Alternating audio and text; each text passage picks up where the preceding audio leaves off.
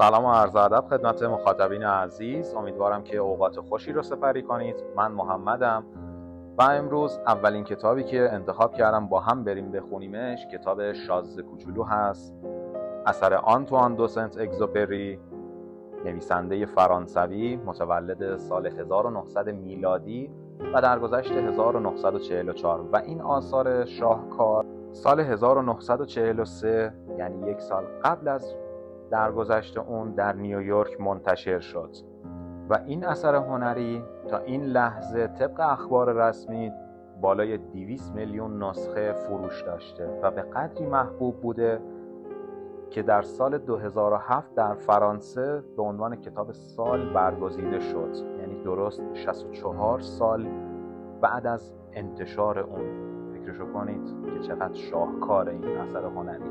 و بدون هیچ توضیح اضافه بریم سر وقت این شاهکار. شازده کوچولو، اثر آنتوان دو سنت اگزوپری، مترجم مجید مردانی. فصل اول. یک بار وقتی که 6 سال داشتم تصویری شگفت‌انگیز در کتابی دیدم. نام آن کتاب داستان‌های واقعی از طبیعت بود که درباره جنگل‌های بکر و دست نخورده قدیمی اطلاعاتی میداد. آن عکس مربوط به یک مار بوا در حال بلعیدن جانوری بود.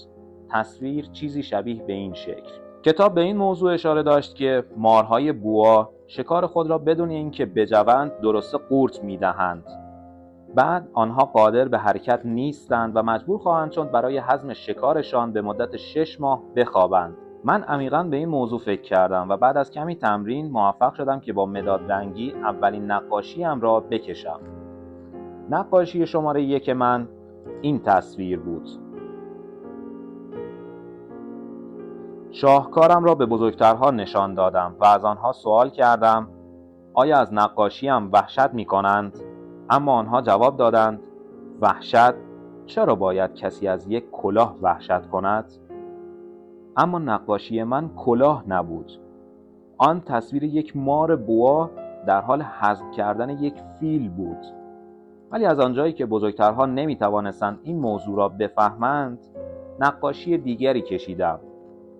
من درون یک مار بوا را کشیدم به نحوی که بزرگترها آن را به وضوح ببینند.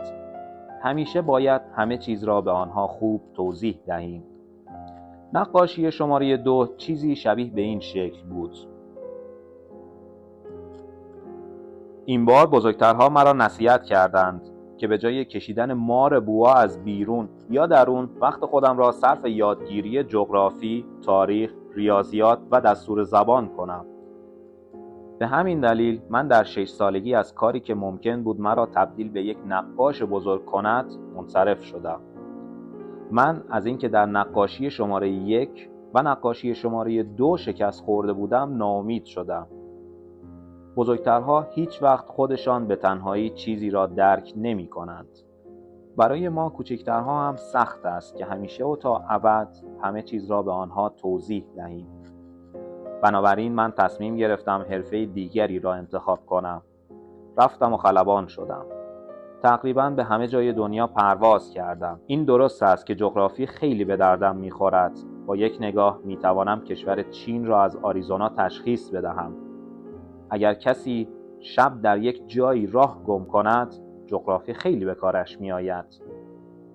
من در طول زندگیم با آدم‌های زیادی در رابطه با موضوعات مختلفی برخورد داشتم و با بزرگترها خیلی حشر و نشر داشته و با آنها زندگی کردم. با بعضی از آنها به صورت خیلی صمیمی و نزدیک ارتباط داشتم، ولی این مسئله باعث نشد که نظراتم را راجع به آنها تغییر دهم. هر وقت احساس کردم که یکی از آنها از لحاظ فکری شبیه به من است، سعی کردم نقاشی شماره 1 را که همیشه همراه دارم به آنها نشان بدهم. با این کار می‌خواستم بفهمم که آیا آنها درک درستی از نقاشی من دارند یا نه. اما آنها هر کسی که بودند همیشه پاسخ دادند این یک کلاه است و من دیگر راجع به مارهای بوا و جنگل‌های بکر و یا ستاره‌ها با آنها صحبت نکردم. خودم را تا سطح آنها پایین آورده و راجع به مسائلی مانند ورق بازی، گلف، سیاست و یا کروات صحبت کردم و آن بزرگترها از اینکه با انسان فرهیخته و دانایی همچون من ملاقات کردند بسیار خوشحال شدند.